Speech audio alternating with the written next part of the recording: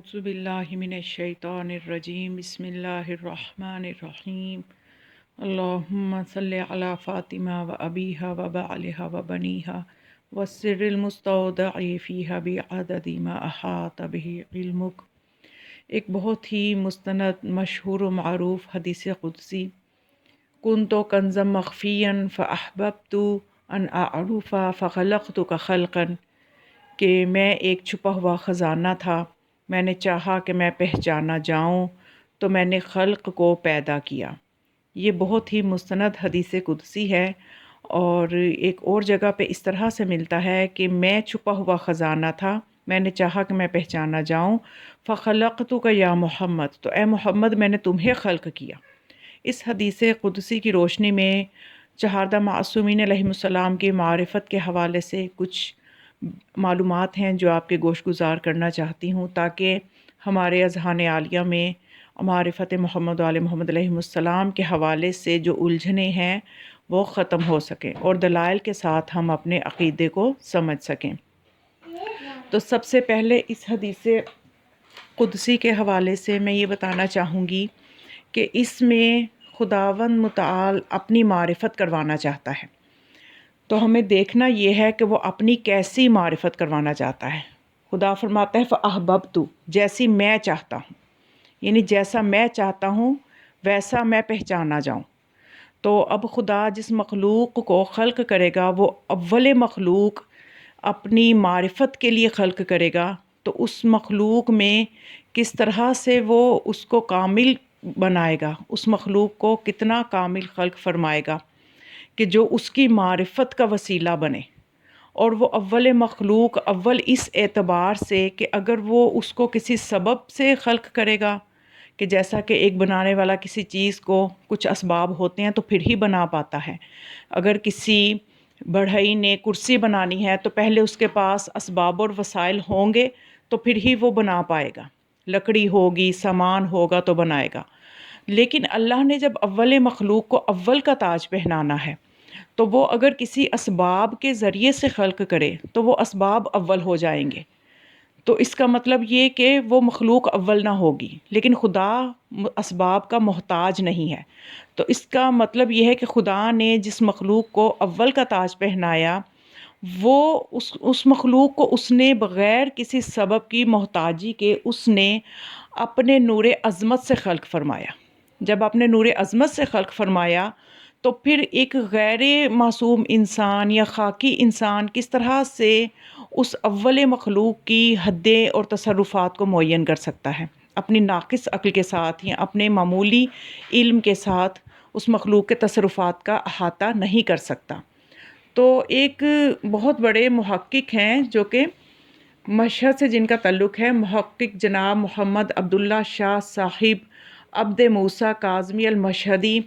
بڑی خوبصورت وضاحت کرتے ہیں اپنی کتاب میں۔ وہ یہ کہتے ہیں کہ خدا قرآن میں جب فرماتا ہے وَمَا خَلَقْتُ الْجِنَّ وَالْإِنسَ إِلَّا لِيَعْبُدُونَ، کہ میں نے جن و انس کو عبادت ہی کے لیے خلق کیا ہے، تو جن و انس جو ہے یہ عبادت کے لیے خلق ہوئے ہیں، اور عبادت بغیر معرفت کے نہیں ہو سکتی۔ جب تک خدا کی معرفت ہی نہ ہو تو عبادت کا سوال ہی پیدا نہیں ہوتا۔ تو یہاں پہ یہ ماننا پڑے گا کہ انسان کو سب سے پہلے معرفت کے لیے خلق کیا گیا ہے، معرفت آئے گی تو وہ عبادت بھی کر سکے گا۔ تو اسی طرح سے خداوند مطلق جب یہ چاہتا ہے کہ وہ اپنی معرفت کروائے تو اس نے جن ہستیوں کو خلق کیا ہے ان ہستیوں کو کے ذریعے سے اس نے اپنی پہچان کروانی ہے۔ تو اب جب اس نے اپنی پہچان کروانی ہے، کس طرح کی پہچان کروانی ہے کہ وہ فرماتا ہے کہ میں نے انہیں اس طرح کا بنایا ہے کہ اس کے وسیلے ان کے وسیلے سے میں پہچانا جاؤں، اور کیسا پہچانا جاؤں؟ جیسا میں چاہتا ہوں، فَأَحْبَبْتُ أَنْ أَعْرُفَ، کہ جیسا میں ہوں ویسا میں پہچانا جاؤں۔ اور پھر وہ اس مخلوق کو خلق کرنے کے لیے اپنی کس طرح کے یعنی وہ خدا کے جس کے نہ علم کی کوئی انتہا ہے، نہ قدرت کی کوئی انتہا ہے، نہ قدرت کا کوئی احاطہ کر سکتا ہے۔ تو اب ایک عام سی مثال میں آپ کے سامنے دوں کہ اگر ایک پینٹر ایک پینٹنگ بناتا ہے اور وہ چاہتا ہے کہ اس پینٹنگ کے ذریعے سے میری معرفت ہو، میں پہچانا جاؤں کہ میں کتنا عظیم پینٹر ہوں، میں کتنا عظیم کاریگر ہوں، تو وہ اپنی پوری صلاحیتیں لگا دے گا، پوری توانائی لگا دے گا کہ میں ایک اچھی پینٹنگ بناؤں۔ تو یہ ایک عام پینٹر کی مثال ہے، اور اسی طرح سے ہم سمجھیں کہ خدا چاہتا ہے میں ایسی مخلوق خلق کروں کہ جن کو دیکھ کر لوگ مجھ اللہ کو پہچانیں، اور بنانے والا وہ اللہ ہو جو اسباب کا محتاج بھی نہ ہو۔ تو پھر اس نے اس مخلوق کو کتنی کامل صفات کے ساتھ خلق کیا ہوگا۔ اور افسوس ہے کہ آج کے ان جہلاء پہ جو اپنی چھوٹی موٹی عقلوں کے ساتھ محمد علیہ السلام کے تصرفات کو معین کرنے بیٹھ جاتے ہیں، تو اور ان کے پھر ان کے تصرفات میں شک کرنے لگتے ہیں۔ تو یہ بہت ہی زیادہ افسوس کی بات ہے کہ اتنا یعنی اس اپنی معمولی عقلوں کے ساتھ ان ہستیوں کے کیسے تصرفات معین کیے جا سکتے ہیں۔ تو اب ذرا بہار الانوار کی یہ روایت بھی سن لیں تاکہ مزید کچھ سمجھ میں آ سکے، واضح ہو سکے بات، کہ اس میں جناب حضرت سلمان اور ابو ذر نے امیر المؤمنین علی علیہ السلام سے سوال کیا، اے امیر المؤمنین واضح کریں کہ مومن کون ہے۔ اب اسی حدیث پہ ہی ہم سب کو جانچ لینا چاہیے کہ ہم کس درجے کے مومن ہیں، ہمارا کس طرح کا ایمان ہے۔ تو جب ان دونوں نے، جو کہ ایک 10ویں درجے پہ ہے ایمان کے اور ایک 9ویں درجے پہ ہے، تو یہ دونوں جو ہیں بزرگوار یہ مولا علی علیہ السلام سے کہتے ہیں کہ ہمیں آپ مومن کی حدود بتائیں کہ جس سے ہم پہچان سکیں کہ یہ صحیح مومن ہے۔ تو امام علی علیہ السلام نے فرمایا، اے سلمان، امتحان شدہ مومن، یعنی وہ مومن جس کا امتحان لیا جا چکا ہے، اس کی بات کر رہے ہیں مولا۔ امام فرماتے ہیں امتحان شدہ مومن وہ ہے جو ہمارے کسی بھی امر کو رد نہ کرے، جب بھی ہمارے کسی فرمان کو سنے تو اس کو قبول کرے، اس کو قبول کرنے کے لیے اس کا سینہ کشادہ ہو اور وہ کسی شک و شبہ میں مبتلا نہ ہو۔ اور پھر ابو ذر سے فرمایا، ابو ذر جان لو میں اللہ کا بندہ ہوں اور اس کے بندوں پر اس کا جانشین ہوں، ہمیں رب نہ بناؤ۔ یعنی سمجھ میں آ رہا ہے کہ مولا کے تصرفات کو سمجھنے کی اس حدیث کے ذریعے سے ان دو حدیثوں کو رکھ کے کوشش کریں۔ تو فرماتے ہیں مولا کہ میں جو ہوں اللہ کا بندہ ہوں اور اس کے بندوں پر اس کا جانشین ہوں، ہمیں رب نہ بناؤ، اس کے علاوہ ہماری شان میں جو چاہے کہتے رہو، تم ہماری حقیقت کی تہ تک پھر بھی نہیں پہنچ سکو گے، اور تم میں سے کوئی توصیف کرنے والا جتنی بھی توصیف، جتنی بھی صفت بیان کرتا جائے، کر سکتا ہے کر لے، خدا نے ہمیں اس سے بھی زیادہ مقام دیا ہے۔ یعنی وہ جتنی بھی اپنی عقل کے گھوڑے دوڑا لے اور ہماری صفت کو بیان کرتا چلا جائے، وہ جو آخری حد پہ جا کے صفت بیان کرے گا ہم اس سے بھی بلند ہیں۔ یہ فرما رہے ہیں مولا کا مطلب یہ ہے کہ اس سے بھی، یعنی جو اس کی عقل جہاں پہ رک جائے گی، حد ختم ہو جائے گی اس کی عقل کی، اور وہ ایک صفت ہماری قائم کر لے گا، لیکن ہم جو ہیں اس صفت سے بھی بلند ہیں، اس لیے کہ تم میں سے کوئی توصیف کرنے والا جتنی بھی توصیف کر سکتا ہے، خدا نے ہمیں اس سے کہیں زیادہ مقام دیا ہے، اور تمہارے دلوں میں ہماری عظمت کا جو تصور پیدا ہو سکتا ہے، ہمارا مقام اس سے بھی بہت بلند ہے۔ جب تم اس طرح سے پہچانو گے تو تم مومن قرار پاؤ گے۔ یعنی اب بات سمجھ میں آئی کہ مومن اصل میں جو ہے وہ جو ہے کوئی حد ہم مومن بیان نہیں کر سکتا، تصرفات جو ہے وہ قائم نہیں ان کے کوئی حد نہیں ہے معصومین کے تصرفات کی۔ اور اسی لیے حدیث میں فرمایا، ایک اور حدیث معرفت جس کو کہتے ہیں، کہ اس میں رسول خدا نے فرمایا کہ لا یعرف اللہ الا انا و علی، کہ اللہ کو کسی نے نہیں پہچانا سوائے میرے اور علی کے، ولا یعرفنی الا اللہ و علی، اور رسول فرماتے ہیں مجھے بھی کسی نے نہیں پہچانا سوائے اللہ اور علی کے۔ پھر فرمایا ولا یعرف علی الا اللہ و انا، اور علی کو بھی کسی نے نہیں پہچانا سوائے اللہ کے اور میرے۔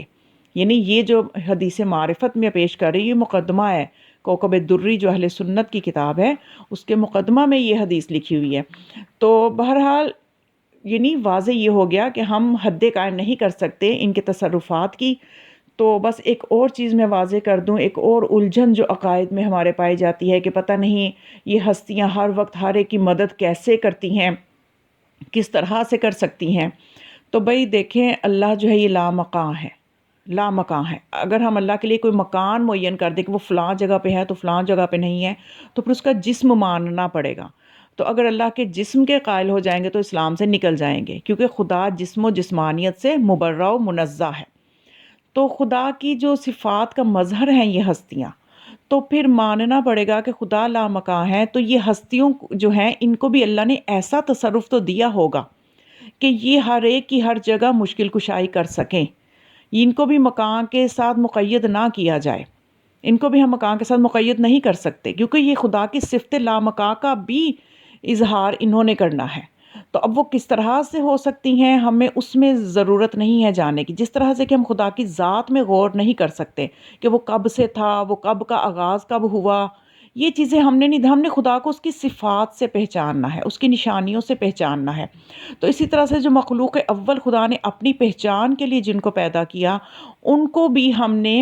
ان کی تصرفات میں غور کرنا ہے اور ان کو قبول کرنا ہے، اس میں جا کے ہم نے اس طرف نہیں نکلنا کہ یہ کیسے یہ کر سکتی ہیں، یہ کیسے وہ کر سکتی ہیں، یہ معراج پہ کیسے جا سکتی ہیں، یہ کم وقت میں یہ کیسے کر سکتی ہیں۔ انہیں اپنے پہ قیاس نہیں کرنا،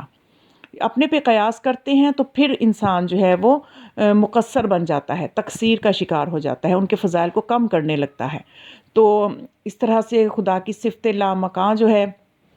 اس کے بارے میں بھی اسی طرح سے ہے۔ تو اس حوالے سے ایک بہت خوبصورت واقعہ بھی ہے میرے ذہن میں جو میں چاہتی ہوں آپ کو ہدیہ کروں، کہ ایک مرتبہ آیت اللہ کشمیری جو ہیں بہت بڑے ایک مجتہد گزرے ہیں، آیت اللہ کشمیری، وہ یہ واقعہ بیان کرتے ہیں، انہوں نے اپنے کانوں سے یہ واقعہ جو ہے وہ ایک بہت بڑے ایک حجت الاسلام ہیں تہرانی، ان سے یہ سنا۔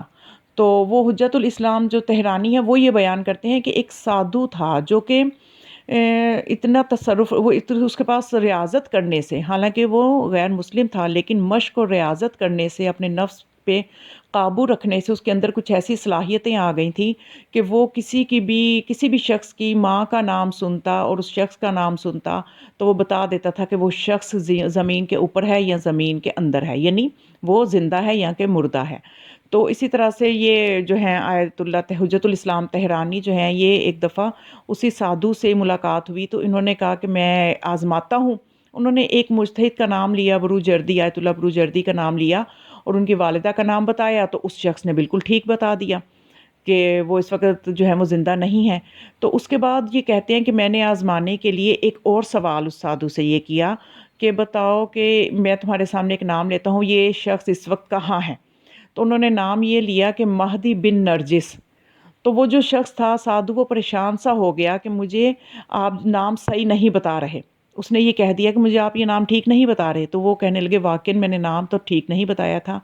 تو میں نے پھر صحیح والا نام بتایا کہ محمد بن نرجس۔ پہلے انہوں نے پوچھا تھا کہ مہدی بن فاطمہ کہاں ہے، تو وہ نہ بتا سکا، لیکن جب صحیح نام لیا کہ محمد بن نرجس کہاں ہے تو وہ سادھو پریشان ہو گیا اور یہ واقعہ سناتے ہوئے آیت اللہ کشمیری رونے لگ گئے کہ اس شخص نے یہ کہا کہ یہ کون ہستی ہے۔ تو جب انہیں بتایا کہ یہ ہمارے زمانے کے امام ہیں تو اس شخص نے یہ کہا، سادھو نے یہ کہا کہ میں جدھر دیکھتا ہوں یہ شخص وہاں موجود ہے، میں کائنات میں، اس دنیا میں جہاں بھی نگاہ ڈال رہا ہوں یہ شخص وہاں پہ ہی ہے، تو یعنی یہ کون سی ہستی ہے؟ تو پھر بتائیے ہمارے زمانے کا امام ہے۔ تو یہ آئمہ کے تصرفات ہیں، اس میں ہمیں شک نہیں کرنا چاہیے، اور وہی مولا کا فرمان کہ امتحان شدہ مومن وہ ہے جو ہمارے فضائل میں شک نہیں کرتا، لیکن ساتھ مولا نے یہ بھی بتایا کہ ہمیں رب نہ بناؤ، ہم زمین پر اس کے جانشین ہیں، بس یہ دو حدیں ذہن میں رکھنی ہیں۔ تو انشاءاللہ اسی موضوع معرفت کے موضوع پہ مزید بھی کچھ نکات ہیں، اس پہ کافی بحث کی ضرورت ہے، کافی نکات آپ کے لیے ہدیہ کرنے کی ضرورت ہے، انشاءاللہ میں کروں گی۔ تو آپ جو ہیں بس اس چیز کو سمجھنے، ہمیں دعا کیا کریں کہ خدا ہمیں محمد علیہ السلام کی حقیقی معرفت عطا فرمائے۔ وما علیہ الا البلاغ، وسلام علیکم ورحمۃ اللہ وبرکاتہ۔